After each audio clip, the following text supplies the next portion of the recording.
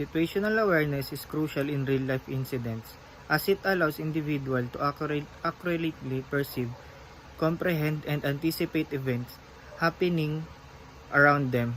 In emergency situations such as natural disasters or accidents, being aware of one's surroundings can mean the difference between life and death.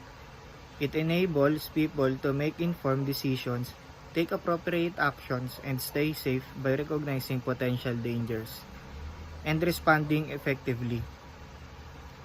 Whether it's in a workplace, during travel, or in everyday life situational awareness enhances overall safety and enables individuals to navigate complex situations more effectively.